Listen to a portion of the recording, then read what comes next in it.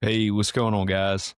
Thanks for tuning in today. We've got an awesome episode lined up for you with Aaron Bachand of Michigan from Michigan Ambush Outdoors.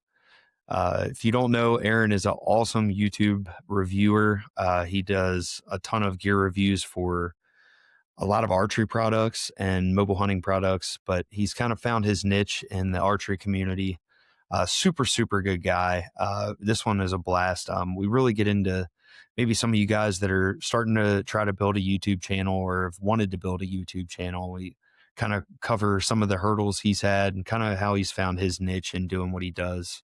But wealth of knowledge. And we also get into a lot of good stuff into the archery field and where things are going, the future, and where things have grown from the past. So hope you guys like it. We got a number of things to announce. Number one, today is the day we're going to drop our YouTube video from my rut vacation. I hope you guys can tune in and check it out. It's honestly one of my favorite videos I've ever put together. I think it's the best I've ever done. So I hope you guys like it. If you haven't subscribed to the YouTube channel, please go do so. It means the world to me, and hope you like the video.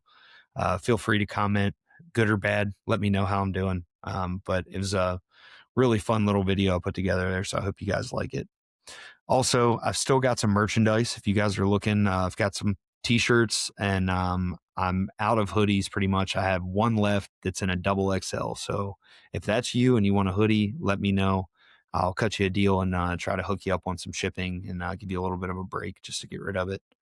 Um, Also, we have got the ATA show that's going on this weekend. I hope you guys can attend that. It's in Indianapolis. Go see the guys at Osseo Gear, Lone Wolf, and Painted Arrow Outdoors. And with that being said, I got to give a huge shout out to our sponsors that make this show possible. First off, huge shout out to Osseo Gear. I know we're wrapping up on season, but make sure you guys check out Osseo Gear. If you want, use code RUNGUN20 at checkout, save 20%. Also, a huge shout out for Painted Arrow Outdoors. Use code RUNANDGUN15 at checkout, save 15%. Huge thank you to Lone Wolf Custom Gear and Arrows Anonymous. Really thankful for this year. It's really going to be a huge year for myself and getting more content going. I'm going to try to do the best I can to put out an episode every other week. If I can get more than that, I will, but that's going to be moving forward. Guys, I just kind of had to give you a little bit of an announcement. This is probably going to be one of the busiest years of my life. We're building a house here in the next couple months. So between work, building a house, and doing this, I've just got a lot on my plate, and I do not want to give up the podcast. Hope you guys know that. So show some love. If you guys like the show, please share it and make sure you give us a review on Spotify or Apple, wherever you listen to this. Let's get into our quote of the week, and then we'll kick into today's episode. This one does not have an author, but I really liked it and kind of applies for like the new year. So I hope you like it. The trail doesn't care what last year took from you. Step forward anyway. Hope you guys like that one. It's a little food for thought for the day. So let's get into today's episode with Aaron. So what's going on, Aaron? Pleasure to have you joining us this evening, man. Thanks for the invite. Yeah, no, not a lot, man. Just getting out of the holiday season, back to the grind.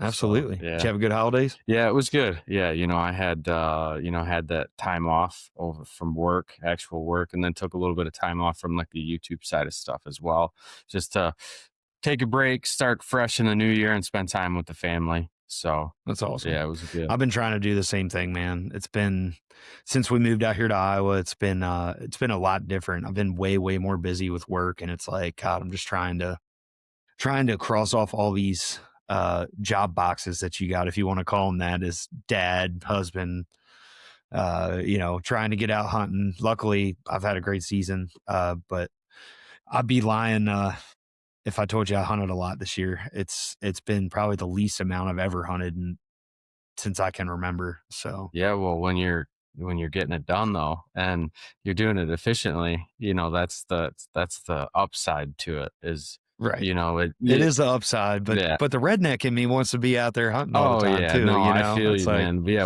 when I wrap my stuff up for the end of this, at the end of the season and put it all away, I'm like, I'm happy, but I'm also sad. Like No, it's like because we have the extended season here in Michigan, so we can hunt technically all the way until February, almost the end of January. And that's awesome. yeah, it's like, but I'm like, okay, it's time to dial it back, spend some time with the family. Yeah. So Yeah. yeah. I know our season ends this Saturday. So my wife's like, "Are you hunting Saturday and Sunday?" And I'm like, "Nope, it ends Saturday." And she had a little smirk there to her. Oh yeah. Yeah, the I'm wives. like, "You just give me Saturday. I'm probably not going to be around at all, Yeah, but I'm going to be getting after it." yeah, good So deal. yeah. Yeah.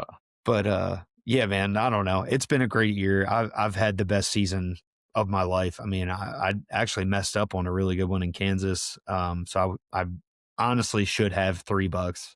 I wounded one in the shoulder at like 8 to 10 yards. I didn't even range it. It was just stupid close. Hmm.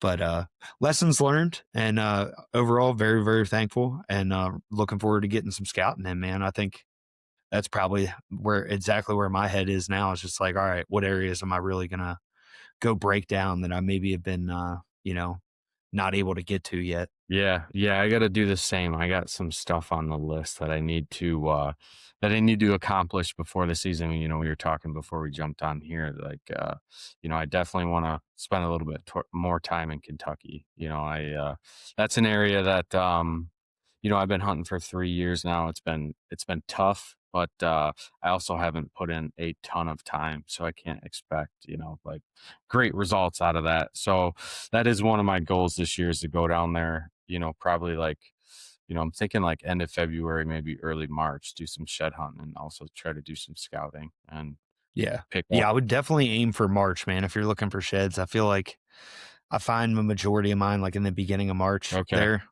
It seems like they hold maybe a little bit longer Yeah. It than greens where up you're at. quick down there too, doesn't it? It does. It Yeah. does. We generally March are in the clear. Okay. I'd say it just starts to green up right around like April. Hmm.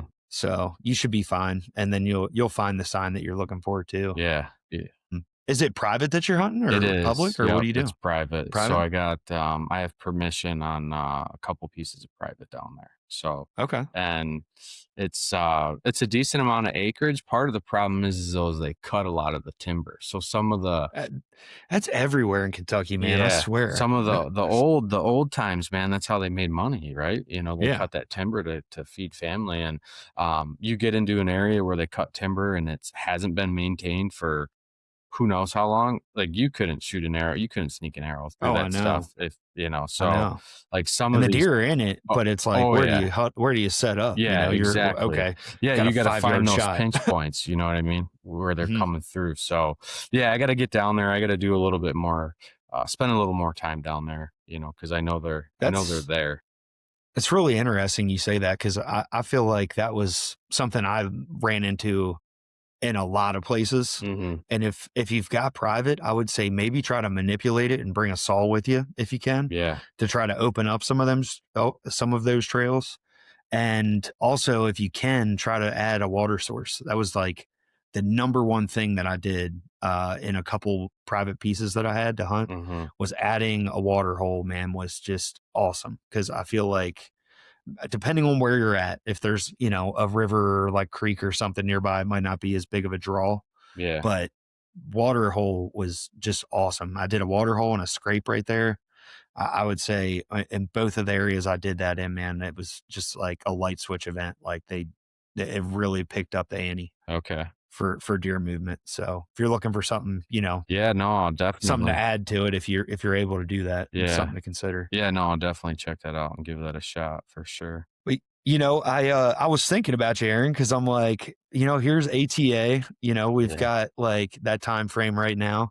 And man, you do such a good job on your gear review videos. Like, you're one of my go-to sources. Like, if I'm looking for some archery products or like anything like that, you've done a phenomenal job building your channel up. Yeah. Appreciate And it. I'd love to get like a little background on yourself and learn a little bit more about you, and then maybe get into how you started your channel and like what inspired you to do that. Yeah, so just a little bit of background on me. Professionally, I do sales for an equipment manufacturer here. I live in Michigan, right in the Plymouth Canton area. So, I work for, like I said, an equipment manufacturer. Do that. That's my full time, everyday job, my hustle. And then, got a small family. I got 2 kids. I got a daughter who's 4, a son who's 7. My wife is a school teacher at the high school that we actually went to, when we grew up in this area. And then, on the side, obviously just, you know, a, a gear nerd when it comes to archery, and just anything hunting related, really. I started the channel back in probably 2013. And at that time, I think it was like a GoPro Hero, like, I think it was a 3. So, Right. like, long Yeah. time ago, right? And, so Uh-huh. I got that, and the only way to upload videos and share it was a YouTube channel. And then we kinda got into doing, like, a little bit of hunting content, and then I'll be the first to admit that I suck at filming hunts, especially when it comes to deer hunting. I always abandon the camera. So, like, I always, like, get laser focused on just shooting the deer. So then I quit doing that. And then we kind of got into the gear review side of things. And, we were kind of talking earlier, like, I did a little bit of the mobile hunting stuff, and then, found my niche and really like the archery side of the industry. And for me, it was a good fit and an easy transition into that, because it's, I enjoy that stuff, and it's easy to just nerd out on it. So, Yeah. yeah. And then, we just try to do as much content as we can. I think, over the last 2 years, we've gotten a lot of growth on the channel, but we've also increased a lot of the content that we've been doing. So we try to do at least a video a week, and then try to upload at least 3 shorts a week. So, and since we've been doing that, that's where we saw the big growth within the channel. Okay. So, and we're still That's awesome. relatively small too. So I think we're getting ready to, I say we too, because my wife is always right. Like, without her, it wouldn't be possible, to do all this crap. So, That's cool. She helps you out. oh, well, yeah, she, just like managing the kids and stuff while I'm out nerding Right. out on Right. YouTube stuff. So, I I get yeah, it, man. yeah. I've got a supportive wife that lets me do the podcast and, Yeah, yeah, go hunting at you the know same how it time. is. I So, get it. yeah, so, yeah, I think we're getting ready to break like 14K subs, which That's is, like I awesome, said, dude. is big for us. That's So, awesome. Yeah, yeah, no, that's so huge. it's I'm been trying fun. to break the 1K. Yeah. I think I'm almost at 800 now, and that was one of my goals for this year was to try to break 1,000, and I think it's going to happen. Really, I'm honestly like so excited to share my hunt from this 8. It's like a piece of art to me. Like I'm so stoked with how this video turned out with like just all the footage, man. It just all came together. Yeah. Like the video of the shot, like, and I kind of like enjoyed being able to put this one together for myself. Um, Filming for Whitetail Addictions in the past like 5 years, I you know, a lot of times I had to hand over my footage to them, and I would do like my own edits. But the past few years, I kind of let go of that, and that was part of like something that I just wanted to do for myself. It wasn't like any bad blood with any of those guys. I look at them like family, Hmm.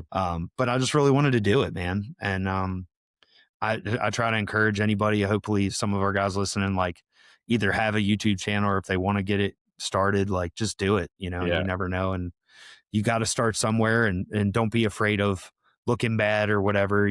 Like it's just something fun to look at it to document your journey and your hunts, so you can go back and show your kids maybe when you get older or something. Absolutely. Absolutely. Like, and I totally agree 100%. Like, if there's an interest in starting to record content, even if you're not putting it out there, just go try it, see if it's something you're gonna like. You don't have to invest a ton of money in high quality gear, right? A lot of Right. people nowadays are filming on a cell phone anyways. You can get Painted Arrow products and hit the ground running. And so Hmm. I totally agree. Just start, and then if you do want to start a YouTube channel, the best thing is to just start, and start putting content out there. And don't worry about what people think. Like if you went back and looked at some of our original videos that we did, Right. it'd be like, Same, holy same. shit, man. Like, the quality sucked, the Right. audio sucked, Oh yeah.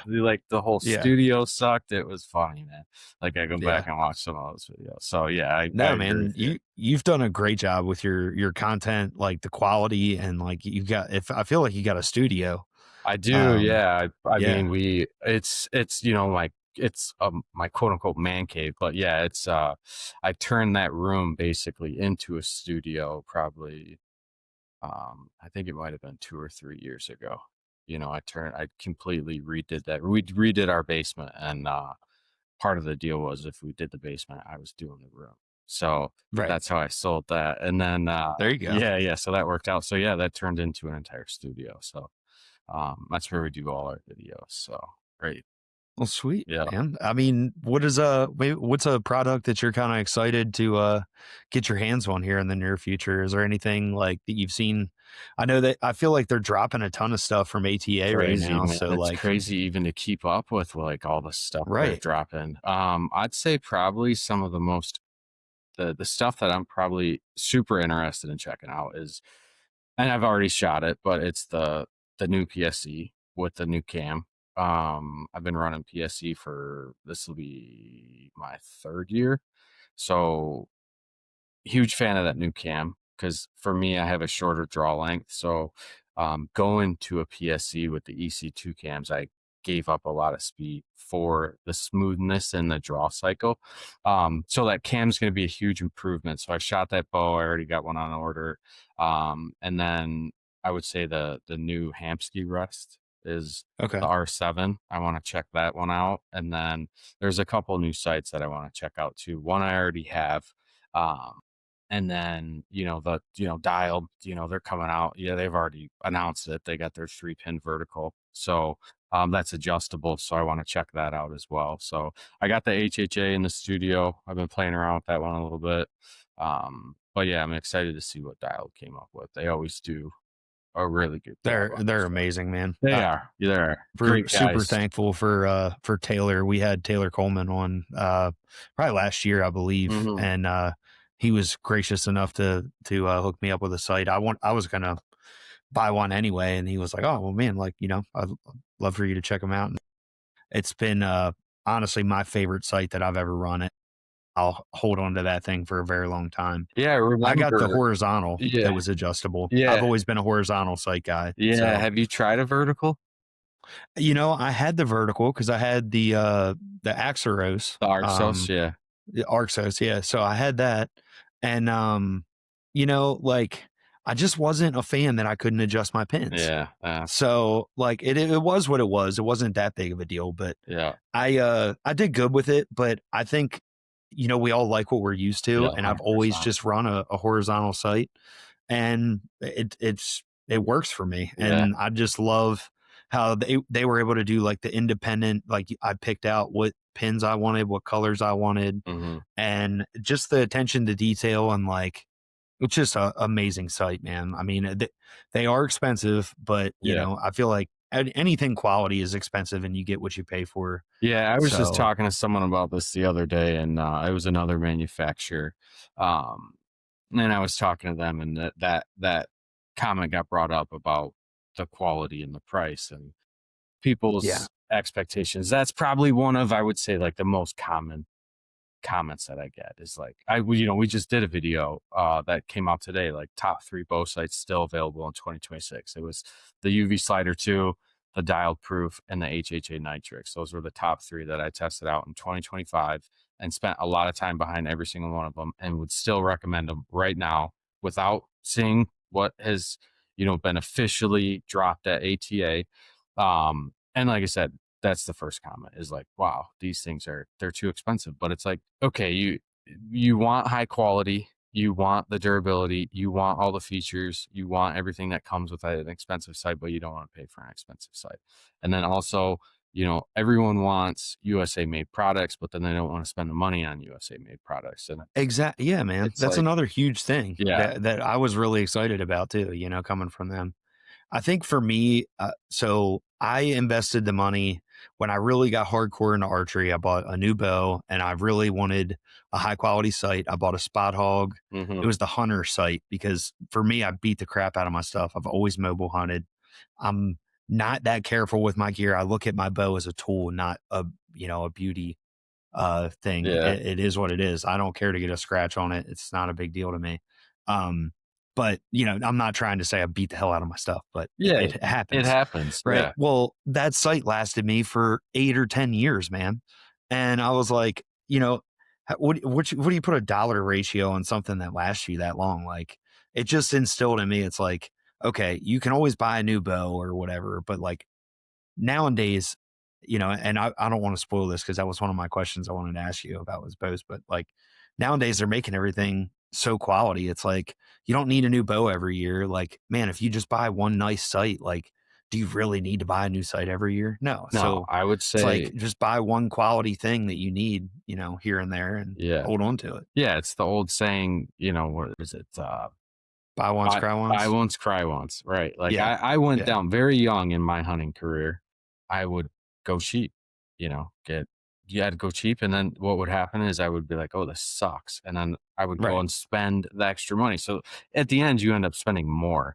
So I totally agree, and I would say that 90% of people they're gonna buy that site and they won't upgrade. They probably won't upgrade for 5 years, 6 years, and same thing with a bow. You won't upgrade for 5, 6 years. You'll hang on to that. So, and then you think about, like, not only the quality, but the durability that you're getting with some of these higher end sites, like like, and I mentioned it in the video, like, I hunted with the Ultra View, the UV Slider 2. That site was in 3 different states with me all through hunting season, and I mobile, obviously I hang and hunt at almost every single hunt, and my stuff gets abused, and, like, being able to go through a hunting season, in my opinion, is a true testament of a product's durability, and, like, if you Absolutely. don't have issues with your gear throughout the season, then you have high quality stuff. So it's like, but to get that, you gotta pay a little bit more. But I mean, Right. the good thing is and I'm not saying that you have to have that in order to hunt. If you financially can't afford that stuff, there are other great options that people still get into. You know what I mean? So, Right. And um, that's the cool thing with like your gear review videos is like you're realistic with stuff. It's like you got high quality, you got middle grade, and low end, and it's like here's your options. And I like how you've compared. Like I was really torn. Like, do I go with the UV or do I go with the dialed? mhm. And your video was one I played over and over again, and I was like, man, like, damn, like I just really don't know. Like, is it worth spending the extra $50 or like they're what are they about 50 Yeah, dollar difference? now I think honestly now, well, I mean, it's hard to say, but, I think right now the Ultra View is less expensive than Right. the Proof, 'cause, Hmm. but they also, it doesn't come with a light, and if you buy the light, it's like another $100. So I think if Right. you add the light, they're about the same price, so Yeah, and they're not as customizable, like, that's another cool feature with the dialed. Not yeah. that we're trying to push dialed sights, I'm just No, saying, no, no. I mean I said it in that video, like, the UV Slider 2 is probably one of the nicest sites that I tested out in 2025. Dial does a great job. I love running their stuff, and I've tested their stuff a lot. But like you said, I mean, we're not specifically trying to push Dial, but yes, Dial does offer the ability to customize your pins. Like, and then I even saw a video the other day that they're now offering, 15,000s pins. So if you want, wow, you can yeah, go 15,000s, 15,000s, 10,000s, or, you could do any combination that you want. You could pick the color. Whereas on the UV Slider 2 at the moment, you are right. There is they're only offering that 15,000ths. They do have the horizontal that's giving you the adjustments, but I think they're only offering a single pin. I think they offer a double, the horizontal, then the triple stack, but you can't really right, customize it anymore. So at the yeah, moment, I know that there's been talks about them having more cartridges later down the road, which I'm a fan of because I would be curious to test out a 19,000s pin on that site because I'm a big fan of 19,000s. So, okay, yeah. I got you. Yeah, man, I mean what are you running now? Let's hear what Aaron's bow setup is. Yes. What, So break it down. right now, I have the PSE Mach 33. It's got the EC2 cams, and I got the older Hamsky rest, not the R7. I went to Hamsky. I switched from the Q80 to Hamsky last year when I built that bow. I got currently on it right now is the UV slider 2, and then I'm running AAE Mountain Series bars with ABB strengths, and then arrows. I've been running the RIP TKOs for 2 years now. I've been happy with those. I got you. Yeah. What's your broadhead setup? So this year I kind of went in with like a mixed quiver. I was doing the Iron Wills, and then I got really committed and tried those Beast broadheads out. So I ran Okay. the Beast Titanium 125s in the 2-inch, Yeah. and What was were your thoughts? Did you get to shoot any critters? yeah, shot 2 bucks with the same broadhead. Extremely impressed with those heads. Okay. Yeah, they Cool. are. I would say that they're probably one of the nicer mechanicals that I've tested in a while. Okay. For the buck I shot in Michigan was on October 8th. Got a clean pass through and picked that broadhead up, functioned perfectly, no damage to the blades, and was able to like still shave hair. So I, yeah, cleaned it off, put a little bit of gun oil on the spring, and literally threw it back in the quiver. Didn't have to touch it up, touch the blades up or anything. Brought it down to Indiana and shot my buck in Indiana with it. And then on the exit in Indiana, the blades had a little bit of chatter on them, but I was able to, you know, work it out on, by resharpening it. So it's an expensive broadhead. They don't offer replaceable blades. That's where I think a lot of people complain about them. But like I said, you can resharpen them if you want. So, but Right. yeah, that's what I ended up running. So I got you. I've been running the mega meets this year, yeah, and they don't do well on shoulders. no, no, But no, no, no. but other than that, they do amazing. Yeah. They put a heck of a hole and they put a deer down really quick. Yeah, I ran one So through a turkey 2 years ago. It was a dead meat. So not the mega, but a dead. I think it's an inch and a half or maybe inch and 3/4. But it was like a golf ball went through that bird, dude. I was really, shocked at the yeah, devastation that broadhead did on that bird. So yeah. yeah, they're good No, heads. man, I switched up for turkeys and started shooting the guillotine heads. I want to try those. Now, if I was like ground hunting, because I think I saw the video that you did with Yeah, that shot, if I'm not mistaken. yeah, You were like on the ground, right? Like yeah. you didn't have a blind. Yeah. No, well, I had like a little half wall blind, but yeah, Right. yeah. Right. Yeah, but it wasn't like a full No, blind. no, Yeah. no. Yeah. Yeah. If I was in that scenario, I'd probably be running a mechanical. I mean, I've killed one with the rage turkey heads, and God, that just leveled a bird, man. He didn't go anywhere. He just went plop and just let I'm sure you've seen it or it's happened to you. Like there's horror stories of shooting them with arrows Yeah. a lot of times. So I switched up to the guillotine heads, and it's fun. But I'm gonna be completely honest. I I kind of feel like a dick shooting them Shoot 'em with that? that. It's just there's I don't know, man. I've just maybe come to I just kind of tend to want to shoot them with a shotgun. Yeah, It's just such a gruesome way to kill a bird. It really is. Like yeah, there's always carnage and blood everywhere. It's like the bird just gets covered in blood. yeah, And it doesn't make for the prettiest pictures. And I feel like, I don't know, yeah, yeah, maybe just the respect for the bird. I don't know. I'd rather shoot him in the face. yeah, But I do love bow hunting them. Don't get me wrong. But yeah. like, I think I'd rather shoot them with a gun now. Yeah, But that was my first time actually committing to like bow hunting turkey that year that I had shot that bird, so I had shot a handful obviously with shotguns, and I was like, you know what? I'm just gonna try it. And yeah, it was like day 2. It just worked out. And I got lucky because yes, I have heard horror stories where people, you don't hit them in the right spot and yeah, they they fly they away or fly run away. away with your Yeah. arrow. Yeah. They And just don't bleed much. It's yeah, hard. and It's not then like you you can don't blood find trail them. them. Yeah. So I Yeah. did get lucky in that regards because the one I shot, he took like 2 hops and was done. But that broadhead came in, it came in, it busted his wing, and then on the exit, it busted his leg. So Yeah. I got lucky, If you want to know a secret, I've got a really good friend of mine that all he's done, he's an older guy, and all he's done is shoot turkeys with a bow. He's like one of the first dudes to get a grand slam with a bow. And he always said to aim for the drumsticks because if you knock their legs out, there it kills them. And he's like, they can't, if you can't run, they can't fly. Yeah, I So saw a something video to on that. consider. Yeah, Yeah. when I committed to doing bow hunting that turkey that year, I watched a ton of videos on just like turkey anatomy and where to Hmm. shoot them and what your best chances of success. And I saw a video, and that's what that the guy said the exact same thing is take their legs out, and you're guaranteed to get them.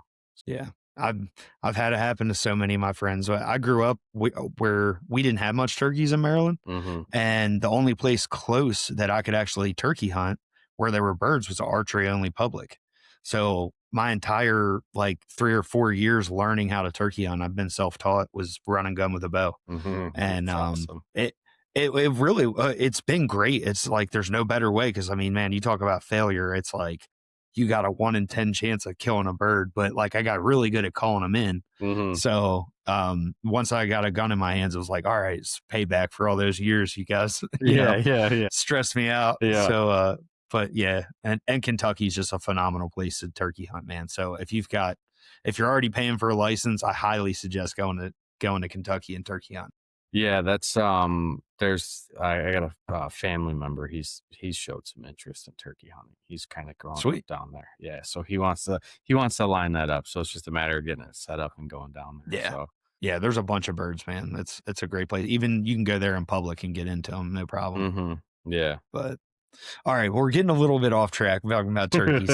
Nobody cares about turkeys. Yeah. But man, what's been some of the struggles you've had, with your channel, like maybe like kickbacks or like just some of the struggles you've had with doing the gear review kind of stuff. Like has there been any hurdles that you've had to overcome? Oh, many, many. I think early on, like talking about starting YouTube channel fresh, it's just you got to have thick skin, because I think people are just keyboard warriors out there, man. So, Yeah. I would say that was a hurdle, right? Like for a while, I'm like, man, why am I even doing this? Like the amount of abuse I take on YouTube is insane. And then, once you get past that, then it's just more or less like, um, it's the consistency, is always a hurdle. Juggling time, making time to record, making time to edit, making time to upload, and then still, doing a full-time job, and then, being a dad and being a husband. That's always a constant challenge of trying to figure out that time. Yeah. We've kind of got it dialed in over the last couple of years. We do a lot of recording, at night. We do a lot of editing at night. So Hmm. and then other than that, it's always, like when doing gear reviews, what's challenging is funding, right? Like, how do you get, everyone thinks you just get stuff for free. It's like, no, Right. it doesn't work like that. Do I get stuff for free? Yeah, there are times, where people will send me products to check out, and they'll ask for an honest review and honest feedback. But yeah, it's like when you're starting out though, you don't get that. So you're buying No, all not at this all. It stuff. takes you time Yeah. to accrue that kind of Yeah, stuff. yeah, Yeah. like, that's, like, like, you get that way later down the road, and so it's, like, that was a constant hurdle, is just being able to constantly keep products coming in and testing products out to be able to keep up with a gear review. It's tough. I don't like, looking back, I'm like, "Man, I probably spent a lot of money, like, on just Yeah. miscellaneous gear just to be able to crank a video out." And so, yeah, that's always, early on, that's a challenge for sure. So, And then like the difficulty of like, do I keep this or do I sell it? I mhm. mean, like I know how much archery crap I have. And I feel like I went through a phase where I was an absolute archery nut, like buying all kinds of new stuff every year, doing this, doing that. And then you kind of settle into like, well, if it's not broke, I'm not going to fix it. Right. Yeah. Like I use the same arrows for the, 5 or 6 years, same broadheads. I would always try that. I would always switch up broadheads and then something would happen and switch back to this. And like, I always say the one tried and true broadhead that I've killed a majority of my deer with is probably QAD Exodus. Like, I've always had really good luck with them. It's just a devastating head if you can shoot a deer right, you know. Yeah. But have you had that kind of issue where like you buy stuff and then like are you able to get your money back out of it? Is that a Sometimes, problem? it's, depending on, and again, I think it kind of circles back around to quality, right? Like if it's a higher quality product, you're going to more likely, you'll recoup the majority of your money. It'd be worth it to buy it and do a review for me. Right. If I didn't keep it and it's a high quality product, it's some of the lower end stuff that you might buy, that you probably won't recoup it on. So either you're going to end up keeping it because no one else wants it, or you take a loss on it. So, but yeah, that was probably one of the bigger hurdles starting out. It's not so much a hurdle anymore, because we do have some sponsorships that help out tremendously. Sunrise up in Fenton, Michigan, that's the local bow shop that I work with. That Yeah. I sponsorship. had a feeling I'm like that probably really helped you out, Well, right?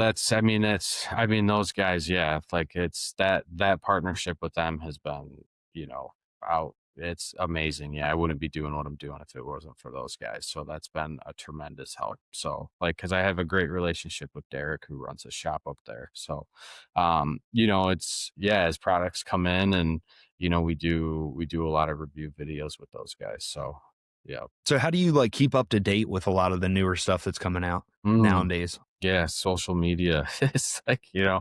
like ATA is a big time of the year. This will be our busiest. I'd say like over the next couple months will be our busiest time for YouTube content because of Right. ATA. There's so many products Exactly. that come out. There's so many I'm surprised you don't releases. go. Like, I mean, because you're not. I don't know exactly where you're at in Michigan, but I know it's Yes, not too terribly it's far, right? not, yeah, it's not far for me, but you got to have the right connection to get in. At Yeah, least up until this year. This year is the first until year. this year. Yeah, they opened Yeah, it up to the public. yeah. Yeah, some influencers, quote unquote influencers, obviously they get invited. I don't know how they get invited. I haven't figured that out yet. Right? Usually it's with a company. I Yeah, mean, if you've got a company with a booth, like I got to go one year with Lone Wolf, yeah, and it was super cool, man. Like if you do in the past when you used to go, it was like a really cool vibe where you've got all the people in the hunting industry that are just relaxed. They're not hmm, having people come swarm them, and want autographs and everything like that. It's yeah, more like people are just hanging out at booths and just shooting the shit and catching up with people that, they don't get to see all through hunting season. right. So Yeah, I really enjoyed it. that's why I would love the opportunity. I was talking to someone today that's actually there, and they're like, "Well, it's open to the public," and I'm like, "Yeah, but like I want to go to rub elbows and network. I Right. don't. I'll Well, I'll eventually see all the products, right? yeah. So it's Was I wrong? Am I wrong in thinking this? I believe was it like Wednesday and Thursday that it was the old school way. It wasn't mhm, open to the public. yeah, yeah, And then like they did it like that, right? And yeah. then you So had yeah, tomorrow's this weekend, yeah. yeah, Friday and Saturday, right? Friday, Saturday is the first day that it's open to the public. So yeah, like yeah, up until um tomorrow it's industry only. So like you either got to be a dealer, you got to be a manufacturer, or somehow have a connection to get in. So but yeah, no, it would be amazing to go. I would love to go, just like I said, just purely for the networking.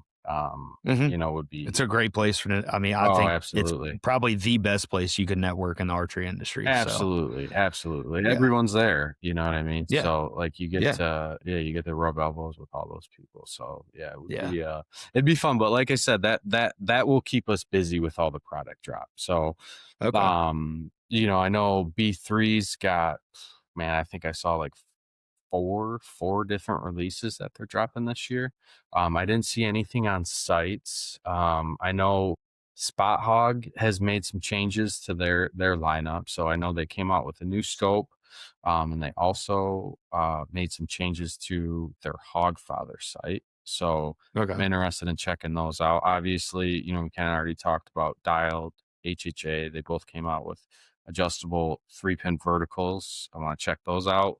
And then I know UltraView, they haven't, I got an email, and I don't think it was, I don't think I'm the only one who got that email. So I think I could say this, but I think on the 14th they have some release coming out, or not a release, but they're dropping a product. I don't know what it is, but they've been doing like a huge push on all USA made products. So I don't know if you follow them too much, but they've made some large investments. So I know they got to have something coming. So I'm curious to see what they're going to roll out here in 2026 as well. So yeah, there's a lot of fun stuff, man. Like I said, it's easy for me to just like nerd out on archery right Right. now. So Yeah. Do you shoot any indoor archery, or are you just more like 3D and hunting? I started doing indoor last year, but only to just like keep up on reps. So, but I was also kind of like challenging myself to like, could I shoot a perfect 300 Yeah, it's tough, dude. oh dude, it's brutal with a Yeah. hunting sight and Well, a hunting arrow. Like, it's even more brutal. Like, I never thought that I would be intimidated, but like when you get a lineup of like 10 or 15 dudes that are yeah, really good indoor archers and they're pinwheeling the same hole yeah, and you mess up, it just builds. It's yeah, like, yeah. There's a then guy. you're going and pulling arrows every 5 arrows, and the guy next to you is just pulling them Yeah, out of he's the same lacing hole them. every time. Yeah, And you're it's like, damn. yeah. It is difficult, man. It is extremely difficult, and it is very challenging. And I don't know what it is about that style of target. But it is hard. I feel like it is harder to aim at. It is. And like I feel like you really got to be focused. So like I haven't done it like competitively for like a league, but I would go in the mornings I'm a member of a club in Brighton, and I would go, I would go at like 7 a.m. and I would shoot for like 2 hours, and I would just try to beat my personal best every time I was there. So, but even that's difficult. So yeah, I do, in that regard, like I said, I do a little bit of indoor, have yet to find like an indoor 3D league. I would love to do that. Yeah, I would love to get into that if Yeah, I could find one. because I do, like, if I have a preference, it's shooting 3D. I Yeah, enjoy shooting same. 3D, and we Same. do a lot of 3D. My wife and I, like, over the summer, we'll travel. We'll go. Yeah, I don't know if you've ever heard of the R100s. Yeah. Yeah, Yeah. so I've always wanted to go to one. I they're did a fun. tack event. I did a tack event in Kentucky, and I'm sure that was a huge like uptick for you. Like it was a huge uptick in everyone wanting to step up their archery game, because it's like, okay, now we got targets at 100 yards. Like I want to pin for that, Yeah. Oh So yeah. Oh yeah. it really expanded the market for a high end long range bow sight. Yeah, That you slider have to have a sights. dial, the Yeah, slider. like Yeah. yeah. When I first got into hunting, it was you didn't. Not many people had slider sights. Right. And Right. then like one of the guys I used to hunt with, he was the first one that I knew that spent that kind of money to get a slider sight, and it was a spot hog. And I was like, why do you need that, dude? You're never gonna shoot that Right. far. Right. And then it was like, then I got one, and it's like, yeah, you start extending like It's next. addicting But it too. is, Once you start shooting far, you're like, dude, man, it I is love a this. blast. Yeah, like I tell people Yeah. all the time, they're like, how far can you shoot a bow? I'm like, well, the farthest I've ever shot a bow is 150 yards. And it's, but like to be able to group well even at 100 is, Yeah. I mean, it's a blast. It's like you get to shoot, you see it, and you could literally just watch the arrow drop in, and it's like there's Yeah. nothing better than that. So No, it is, man. yeah, It's a ton of fun. I yeah. love it. I'll never forget. I shot like 130 yards and pinwheeled this moose at like 130. And Was that at on the tab? second shot, yeah, Yeah, it was on the second shot. Cause I mean, like, you get acclimated after you're shooting all day. And then it's like, what better opportunity than shooting a live moose at 130 yards? Like, I don't have a target that big, no, So I'm like, all right, well, I'd already shot 100 and 110. Like, let's wing it. I'm just gonna use the far bottom pin and dial it down to 100 and see where it hits. And I just floated it, man, and it just it dropped right in there, and I Yeah, was it's a like, great oh my feeling. god, it was Yeah. cool. Yeah, Yeah, oh yeah, it's a great feeling. Yeah, after that year at Tech, because they had it in Michigan, I think they had that moose at like 130, right? So I was like committed on getting at least 140 on my sight tape yeah, going into Tech yeah, the next year. And then we went back and it was like at like 110. I'm like, what the heck? I right. did all these Huh? changes, Like built I'm gonna these back up 20 arrows. yards, guys. Yeah, Yeah, this yeah. isn't enough for me. I built all these special arrows to be able to shoot this distance, and then then it's like Yeah. damn it. Dude, the most the biggest thing I wanted to ask you is like, where do you see like the future of archery going in like the next 5 years? Like, I feel like we've maxed out on bows. Okay, this is just me, so feel free to correct me if you think that I'm off in saying this. But I feel like bows nowadays, like they're all quality. They really are. Like there's not really any that are setting the standard for this or that. Like, yeah, like you're gonna sacrifice and gain in each of them. Oh Like yeah. they've all got their own little niche thing, but it's like I just kind of cringe at these guys that got to get a brand new bow every year. Like if they're actually spending that 2 grand out of their pocket every year for a bow, it's like and for me, it's like, whatever, man. Hey, if that's what you want to do with your money, like by all means, like, Yeah. do it. But like, I got an RX-8, dude, and I love that thing. Like, you'll have a hard time getting me to shoot another bow. Like, I say that maybe in a couple of years or something, somebody will put something else in my hands, and I'll be like, oh, damn, Yeah, I'd say that's usually how it goes. But I would say every couple years you're gonna see you'll see a significant jump in really, performance, right? Like, and that's what I would say to like the average Joe that's buying a bow and upgrading, like every 5 years. Like that's perfect, right? Even five, I'd say like 6, 7 years. Like you would at that point you're gonna see a significant jump in most likely performance. Either it's going to be speed or it's going to be draw cycle. Now, as far as like technology goes, that's a tough question to answer because, like, I agree. Like, how do they continue to keep getting better? But, you look at some of the stuff that, like PSC, I feel like they're kind of, they got the market right now for USA made carbon. Um, their carbon, like when I first shot a PSC, a full carbon bow, before shooting it, I had always shot aluminum bows. I swore I would never spend money on a carbon bow. Then I bought the first PSC, shot the first PSC, and then I was like, man, I don't know if I could go back to shooting an aluminum bow. Like it has its advantages. Um, and then like so like PSC has that, but it was always like a slower bow, right? So then they come out with a new cam, and then that Sicario has like a dynamic brace height, as they call it. So like it's the Sicario is their speed bow. It's got a shorter brace height, so naturally it should be a less forgiving bow. But right, because of that dynamic brace height, because of those cams, it's supposed to be, equally as forgiving as the Mach 34, which I think is like 6.5 inch brace height, where the Sicario is like, I think it's just under 6, so it's like 5 and some change. So but technology like that, like I said, they keep pushing the envelope. And then I haven't been in tune with like what Hoyt's been doing, but like even like Matthews coming out with, when they came out with the lift, right? Like you have an aluminum bow, which Matthews, I ran Matthews up until I started shooting PSC. You had aluminum bows, they were always heavy. And then Matthews comes out with the lift, and then it's like now you have an aluminum bow that's like sub 4 pounds, and you compare it to a carbon bow, and it's like, well, they weigh almost the same. So why am I spending $1,000 more on a carbon bow? yeah. And I mean, what about price, man? Like that's the one thing that's just blows my mind is like how much these freaking bows cost, Yeah. and like, do you think that's going to get worse, or is that going to somehow improve? See, I don't. Think that's going to keep getting higher? I talked to someone about this a while ago. It was actually on a podcast too, and I think what it is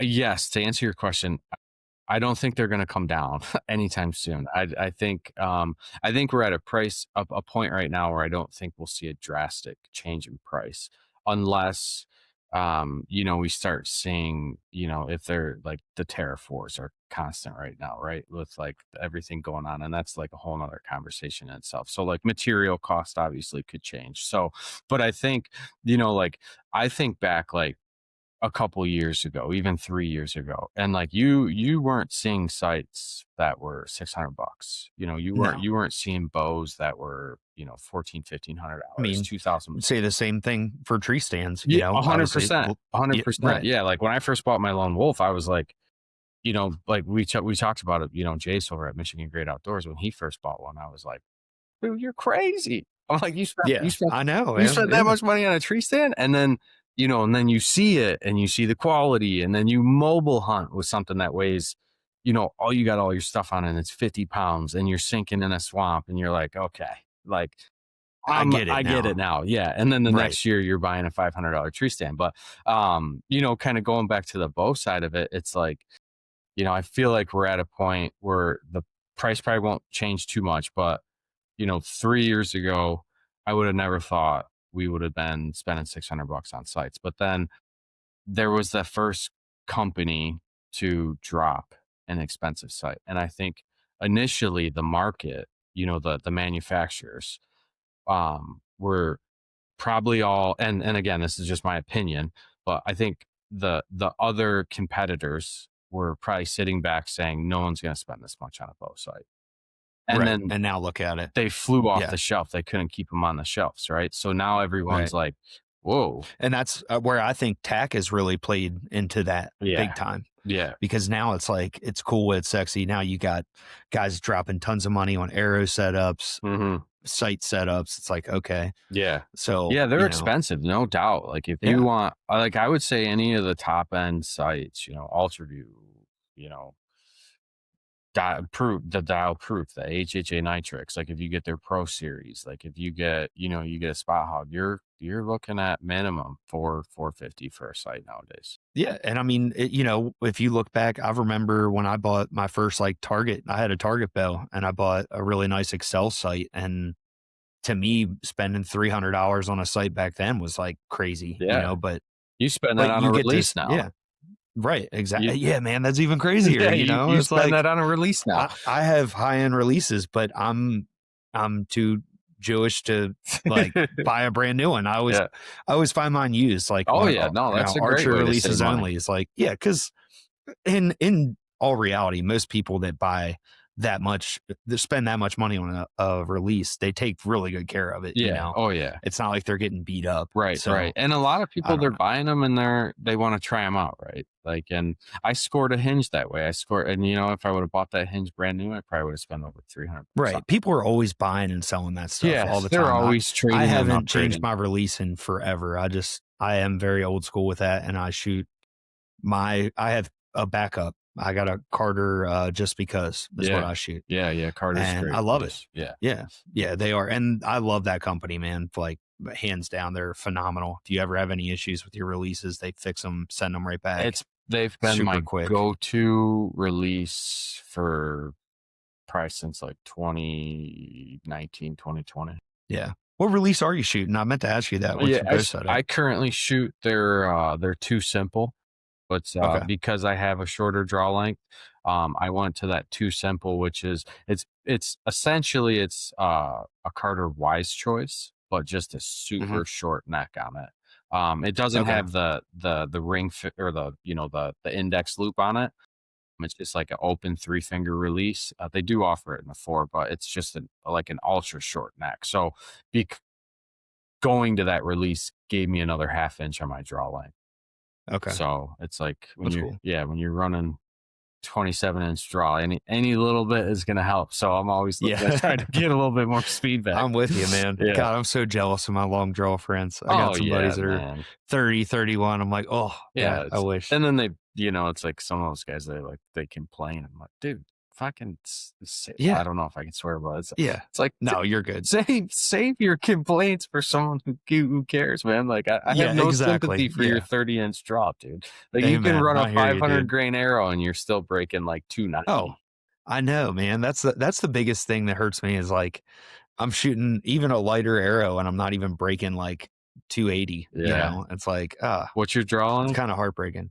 28. I 28. mean, the RX8 is not, and I'm shooting the Ultra, so Mm-hmm. it's not a speed bow by any means. But Mm-hmm. dude, I love that draw cycle. Like, I don't care about the speed. It's not that big of a deal to me. I I got mean, hung up on speed 2 years ago, and then I am well. I mean, it's hard to say, man. It's like you can go like light arrow, you can go heavy arrow. It's like debating fixed blades yeah, or that's a huge mechanical, debate. right? So like, I just try to go just middle of the road.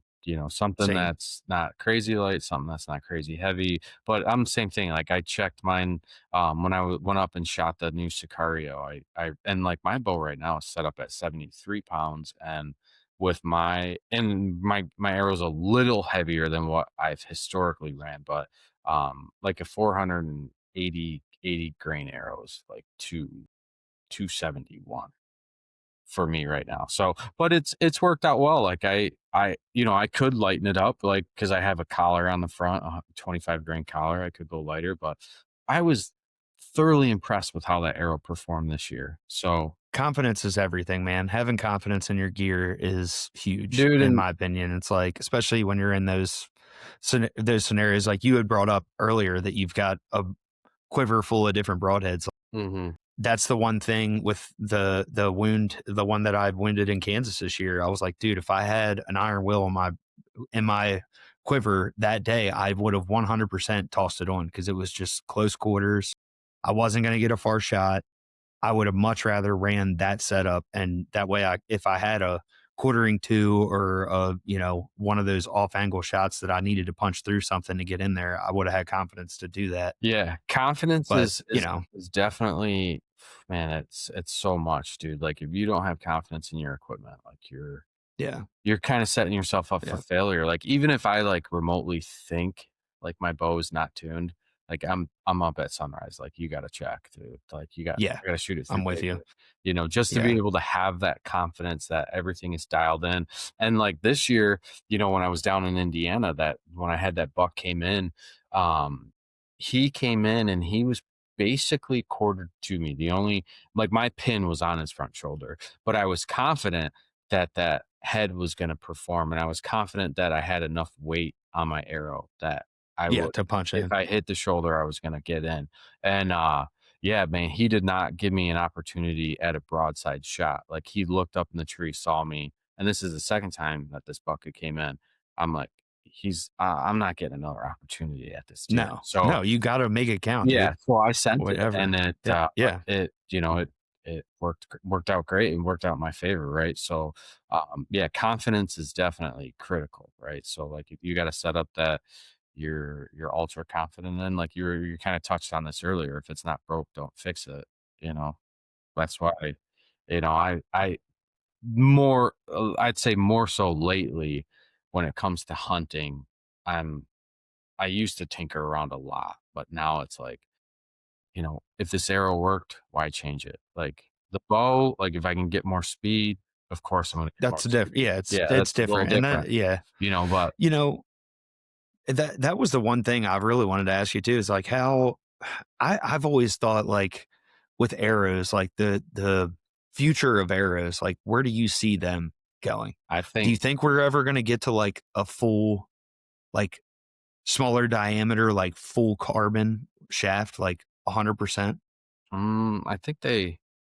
I think they have full carbon. I know Or though. like, are we going to have to switch materials if we go up in speed? Because I've heard that debate from, once you break over 300 feet per second, like a lot of these arrows just aren't made for that. Is that Yeah, a thing? I think what, and I'm not 100% sure, but I think the weave of the carbon is, they've been playing around with it for like the last couple years, like Victory. They have their RIP TKOs. They've been around forever, right? That's a carbon weave, and then they came out with the Ultra View arrows. That was another style of carbon weave that was, if I recall correctly, is a tighter weave of carbon, which has increased the strength of that arrow. And now even, last year they dropped the HLR series, which is again Mhm. another tighter carbon weave arrow. essentially increasing the overall durability of it, and they're able to run smaller diameter arrows. And they're lighter too, which is crazy. Like the GPI on these arrows are lighter. So, um, so yeah, I don't know how to best answer that question, but I think, I think they're already there. I think they're already doing full carbon. It's just a matter of how that carbon is weaved is determining the strength of that carbon. And the Okay. tighter the weave, they're able to achieve lower GPI arrows and smaller diameter arrows. So, I don't know, I don't know if we'll see like a huge change in arrows for, yeah, I don't know how they get better than what they're already Yeah. doing. So I was just curious, if they keep jacking up like these speeds, these IBO speeds of 350 to 370, like when are we going to eventually have a bow that's going to shoot 400 feet per second, and it's like, are the arrows capable? yeah. Yeah, it's a That's good kind of what I question. was like hinting at, Yeah. yeah, Yeah, no, it's a good question, and I think like the bow industry, I think they always go. They go in a trend, right? Like it's yeah, comfort and sacrifice speed. It's you can you right. never really have both, right? So you have No, comfort, and then then it shifts again, and then they're like, okay, everyone's chasing speed again, and it's like it's always like PSE used to be known for like crazy speed bows, right? And then they yeah, went, and now like I said, my Mach 33. I love it. And it's probably one of the best shooting bows that I've shot since my VXR in 2019. Like my VXR was a bow that I sold. And as I was leaving, I regretted it. I was like, that yeah. was a great bow. I was super confident with that. And I hadn't had another bow that shot that well until I had the 33. But again, kind of going back on like forgiveness versus speed or comfort versus speed, that was probably the most comfortable draw cycle and best draw cycle that I've shot in a number of years, man. And that's kind of what sold me on like the whole PSE thing. So kind of Yeah, got and a lot of my friends swear by the PSEs, man. I know that, like, I've got multiple friends of mine that still shoot the Mach, yeah, yeah. and they love that thing, Yeah, and if it's you've like never you have a hard time pulling that out Yeah. of their hands. If you've never shot an EC2 cam, like, man, that thing is butter, dude. Like Yeah, the first time I shot one up at the shop, Derek at Sunrise, he handed it to me and I pulled it back and I was like, this isn't at 70 pounds. And he's like, right, yeah, it is. And I'm like, no, dude, right, this is a 60-pound bow. I'm like, you gotta check this. And he pulls it back. I'm like, whoa, dude, this is 70 pounds. So yeah. it just draws so Makes you want to smooth. shoot 80 pounds. Dude, when I ordered my 33, that's exactly what I did is I ordered it as Yeah, an 80 pounder and I was like, well, yeah. I'm just gonna I Even won't with that Hoyt, yeah, yeah, I thought the same thing. It did the same thing for me. I was like, "There's no way this is 70." yeah, Like, I pulled it back like it was like a kid's target bow. I was yeah, like, "This is crazy," yeah, yeah. It's but yeah, it's tough to predict where it's gonna go and like how much better things can get. But it's what's crazy is like it seems like they pull it off every year. Like yeah. there And I is think that's what we're really paying for, to be honest with you. And I may oh be yeah. wrong, but I feel like, with our higher end bow companies, you're paying for their advertising, you're paying for the technology and what they've put into making these crazy ass risers Hmm. or the carbon risers, whatever you might have. But, and now you see a lot of companies like Prime kind of doing the mix of like half carbon, half aluminum. It's like, and then I'm sure you've seen that crazy, I don't even know what it's called, but that new bow that's just got the Yeah. monstrous cams, and like, I'm like, dude, Yeah, the this limbs are is, like in the front. yeah, it's freaking It weird, is right? Like, weird. Yeah. yeah, Yeah, they yeah. had it. I'm not sure what to think of that, but I could see, I don't know. What's I'm just not a fan what's at first glance. No, heck, no, I wouldn't buy that bow. But I mean, No. um, what's weird though is like they only had it set up at like 40 pounds. Like if you watch some of the videos at ATA, people were asking, what's the poundage? And they're like 45 pounds. So I'm wondering if Why because wouldn't you bring a 70-pound bow for exactly, you have a yeah. bunch of grown men that I guarantee you probably 98% of those guys are shooting 70-pound bows, right? Yeah, So, like bring a 40-pound and a 70-pound. If yes. women are there, let them shoot that, So, whatever. yeah, I'm wondering if it's something, and I don't know for sure, but I'm wondering if the design has a limitation on the poundage that you can shoot. So, I don't know. I would have to I'd have to agree with you there, yeah. Yeah, like, it was just weird that you had a 45-pound bow there. Yeah. But, yeah, I'm sure we'll see some stuff on that coming out. I feel like it's an exciting time just seeing all the new stuff for the hunting side of things and the bow side of things. I yeah, feel like it's a good mix that they do that, you know, I remember when I went back in probably it was like 2021, and I remember even then they were talking about how ATA is just not the same that it used to be, and like how it's just kind of dying. And like, I don't know. Have you heard that? I did hear that. I heard that. I've heard that for the last couple years that it's been, Yeah. it's kind of been dying down, right? It's like, And they've been talking about opening it to the and public. I think So that's it's why like they they did. finally, Yeah, I think yeah, that's why they did, right? I think it is a way for them, to kind of revamp the show, keep the show going. I don't think it's going to go anywhere, but yeah, kind of let the public in and let the public. I don't know if you can, like, I'm assuming you can buy stuff there when you you go. can this Yeah. year.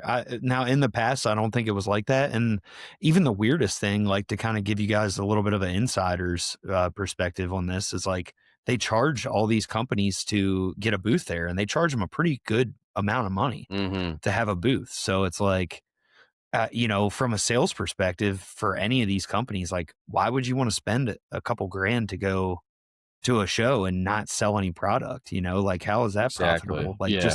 just to show off your stuff. I mean, I can understand if you got some like giant, you know, if you're a bow manufacturer or stuff like that, but for like a mobile hunting company, like how do you make that profitable? Like, oh, here's our stand, like whatever. Like, why not just take it to trade shows where you could sell the product, you know? Yeah, because that's So a good point. Because, like, specifically for like Lone Wolf Custom Gear, like, you guys don't go, you're just direct to consumer, right? yeah. Yeah. Yeah, Yeah. and we they did go, like, in the past, they used to go, like, especially when they first got started back in, like, 2019, 2020, and then I think they did 2021. And then they pretty much just stopped because it's like, what's the point? Yeah. Like, we show everybody our new products that come out, like, whatever. Hey, if you want one, come buy it at Harrisburg because that's, like, the next Yeah. show that's coming up in the beginning of Yeah, February, because I so know, like, the ATA, the guys up at Sunrise, Derek, he'll go there, but he's able to, like, place orders, like, for the shop, right. right? But And that is, yeah, you're exactly right. So I think it is like more for archery shops to go there and mhm, place orders for arrows and get kind of mingle with people and like these bigger companies. But right. again, for like a smaller company or like, you know, a rising mobile company, like, you know, And money's already tight. Like, right. how does that make sense? Yeah, and if your business model is direct to consumer, then 100%, like you said, profitability, how you it's Right. a guaranteed loss, you know? So And I feel like a lot of companies now in the hunting industry are direct to consumer. So some are, yeah, that's some are yeah. going that way. I mean, for a while, Dialed was like that. Dialed was like that, and then, they're obviously they've kinda opened it up to dealers now. I know Sunrise, they got set up as a dealer, so, I've kinda that I feel like that's new for them, though, so, like, within the last year or 2. So, but yeah, like, and then you have some companies like Spot Hog. Spot Hogs stayed true to, we're only gonna sell to dealers because we wanna keep people going to, support your local bow shop type mentality. Like, go to the bow shop, go check it out, get your hands on it, Yeah. see if it's going to be the site for you. So Which is good because it we need to is. support local bow shops. I mean, Oh, that's 100%. it's a tough industry, man. It's a Yeah. really tough industry. And I'm very thankful here in Iowa. Like, I feel like archery is a lot bigger here than it was in Kentucky, which Hmm. sounds backwards because I mean I know there's tons of rednecks to shoot bows in Kentucky, but crossbows have really changed the dynamic in bow hunting in the past, you know, 10 years. Yeah. Huge. Yeah. So it's like, I know I'm not going down that rabbit hole. We're not doing that. Yeah. But it's the truth. Yeah. It really It is. is. And you ask any bow shop, and these guys are generally hardcore archers, and it's like, I know they hate to see it, that Yeah. 75% of their sales are crossbows. So it's Yeah, like, man. I mean, It's it's sad, man. it has changed things in Michigan so much. Like, and correct me if I'm wrong, but I saw something. Iowa, they have a specific season for crossbow. Yeah. Yeah. So Yes. I think Yes. Iowa. Unless you're injured, like unless you have a doctor's note or Yeah. something, which is totally cool. Cause like if I tore my shoulder out and I couldn't hunt, if I couldn't draw my bow for a whole season, I would probably want to hunt with a crossbow. Like I just wouldn't want to miss a deer season, Yeah. you know? No, in that regards, I totally agree with you. I totally agree with you. And I think Iowa, and again, we don't have to go down this rabbit hole, but I think Yeah. Iowa does it right. Like, I think they do Yeah. it right. Like, They've really set the bar for how to manage deer yeah. and deer hunting Yeah. and what it's done. And I can tell you from hunting multiple states, I love it here, man. Yeah. It's incredible what the DNR's done here. Yeah. So, You guys don't have a crazy, like in Michigan, I mean, like it's like a 2-month long gun season. And right. it's, Well, that's part of what pushed me out of Kentucky. Their rifle season opens dead in the middle of the rut. yeah. So, The like as a 15th, bow right? hunter, it started on the 9th last year. It just depends. It's like the second Saturday of November. Oh, okay. So, like, imagine that, if you're, Yeah, you're it's trying like, to bow hunt in the rut. right. You're trying to bow hunt in the rut, and you're like, I was literally had my target buck at like 35 yards and I couldn't pull off a shot, and he's dead the next day. Yeah. And then another one and another one. And you're like, wow, okay. It's Like, frustrating. Yeah. yeah. And I mean, it is what it is. I'm not trying to reset all the laws to, accommodate me, but Mm-hmm.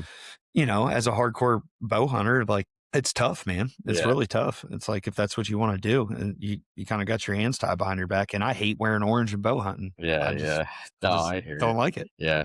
I But, do.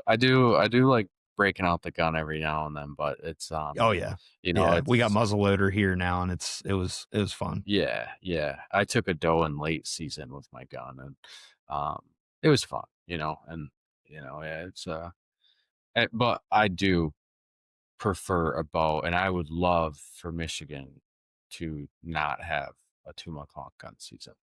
Yeah, I think that's a bit excessive. It's crazy, man. Especially, it's like a southern state kind of thing. especially, yeah, and See it in Virginia and like Tennessee and stuff like that. They've got a lot longer gun seasons. yeah, it's a bit extreme, and I know why they do it. Like in the lower part of Michigan, it's like the deer population's out of control.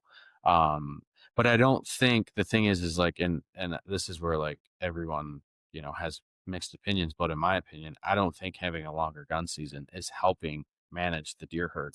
Right. Because the numbers aren't going down, right?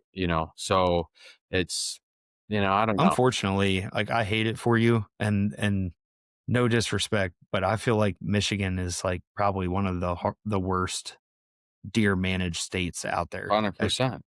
I mean, I hear nothing but negative stuff out of all my buddies from Michigan. It's like, I feel 100%. for you. Yeah. I really do. It's sad. It's like, I hope somebody takes it by the reins and turns things around there. That's But why I've been more apt to go out of state, like yeah, over the and last couple of years. there's tons of you guys that travel to hunt outside of Michigan because you love hunting bigger deer, and it's like, well, you're not gonna.